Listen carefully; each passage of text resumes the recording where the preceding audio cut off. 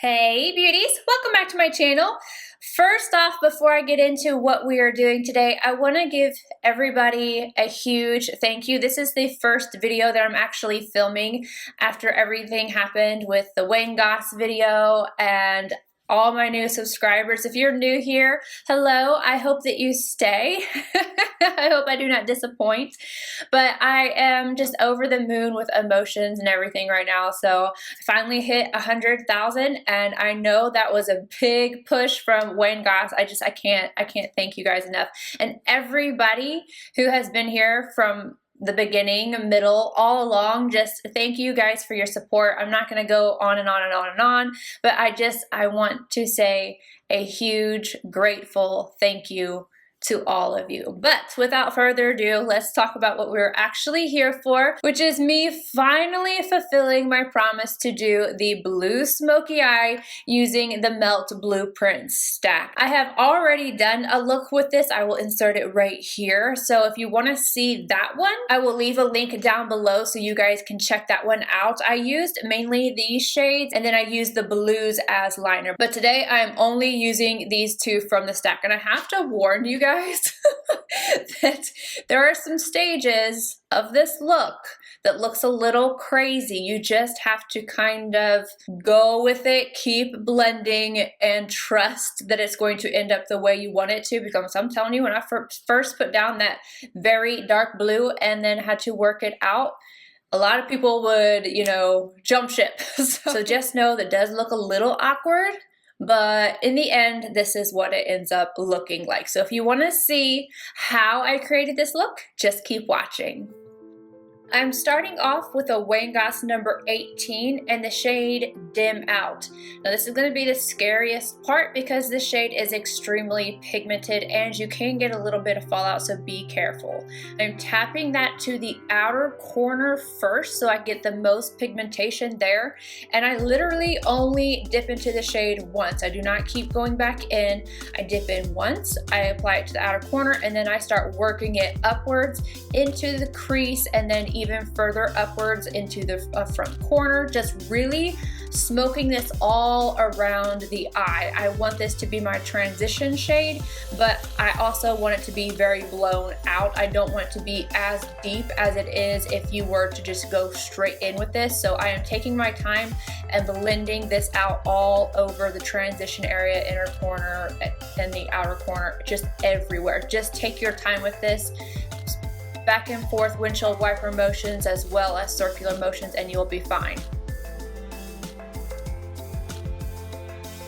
Now to make sure that everything is nice and feathered around the edges, I'm taking a Smith 235 and I'm blending right around the edges of that shade that we just put down.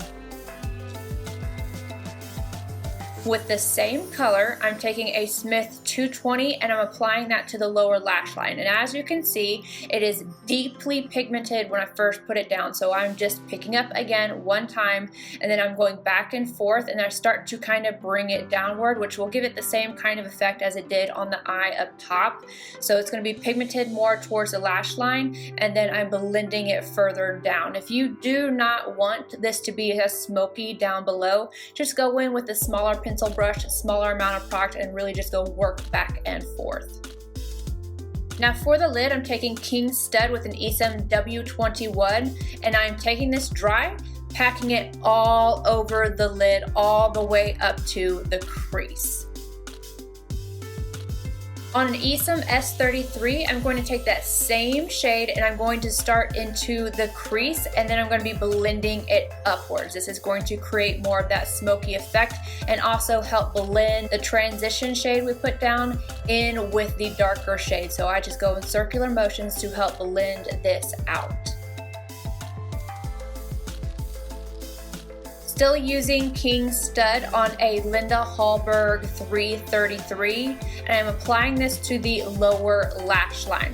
First I'm going directly up against the lashes and then I start to kind of use this brush to blend it downward. So after I get it smack up against the lashes, I start to just drag the excess downward.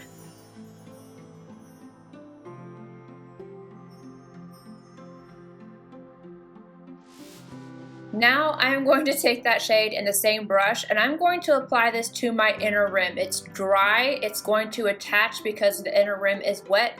If you're not comfortable with this or you'd rather just use a liner, I would recommend using the Linda Hallberg Atria Flash Crayon and going in that lasts all day, and it's almost the identical color. On a Royal & Langnickel BOM 601, I'm taking the shade Deadbolt to the inner corner. I'm just kind of wrapping it around, but I want to blend that out, so I'm taking a Wayne Goss number 6 and I'm going right around the edges of that. On a MAC 242, I'm taking Skylight to the brow arch, and then I also want to brighten up the inner corner just a little bit more, so I'm taking it wet on a Royal & Langnickel BOM 601, and I'm applying it directly to the inner corner. To finish off this eye look, I used Boss Milk Liner to the top inner rim and mascara, and we are done. So that is it, you guys. I hope you guys enjoyed this look. I personally love this. I love a blown out smoky eye. Just, it's a thing for me. But if you guys were wondering about how I feel about the stack review and then that other look, again, I will leave that down below. Thank you guys so much for watching. I hope you enjoyed it, and I will see you in my next video. Bye, guys.